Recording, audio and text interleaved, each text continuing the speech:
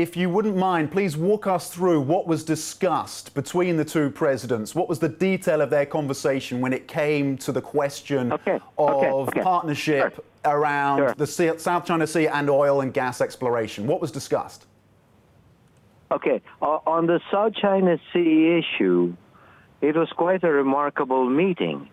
You know, it was the atmosphere was friendly, but the discussion was quite honest and quite frank. President Duterte raised the issue of upholding international law, including UNCLOS, and in that connection brought up the arbitral award. And he pointed out to President Xi that this award is final and it cannot be binding and cannot be appealed. And he stated why it's important for the Philippines to uphold it. President Xi Jinping listened intently, showed some interest, did not cut him off, but then proceeded to explain why China takes a different position and why China does not that China does not recognize the arbitral award. So the two then proceeded to discuss, how to move on, and they agreed that this dialogue will have to continue. For now, they agreed to disagree. But they agreed to move on the MOU on the oil and gas exploration in the South China Sea, or as we call it, the West Philippine Sea.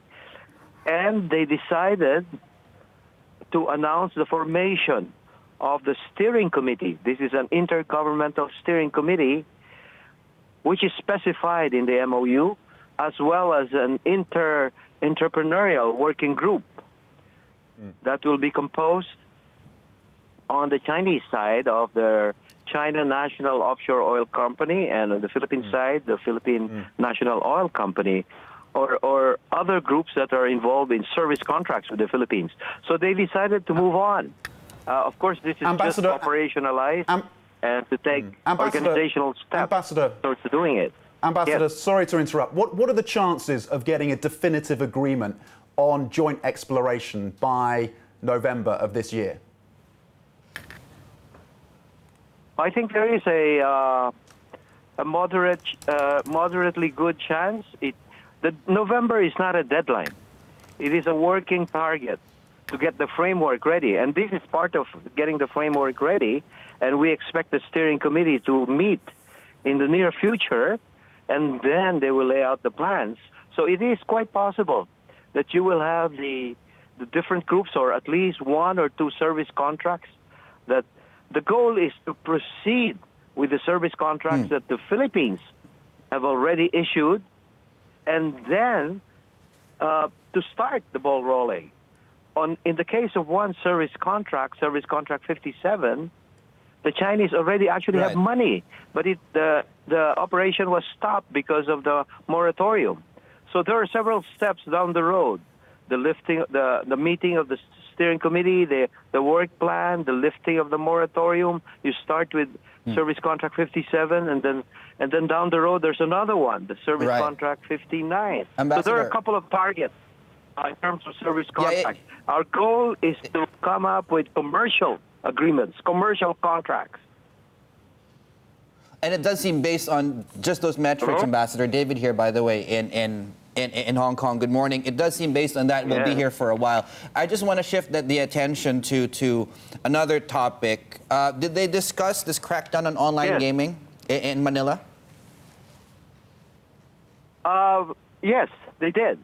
President Xi explained why China took the position on the ban on online gaming, but he expressed appreciation for the Philippines' move to suspend, the acceptance of the issuance of new licenses, and he also explained how on the related crimes, kidnappings and human trafficking and all of that, has had an adverse impact in terms of China and Chinese families.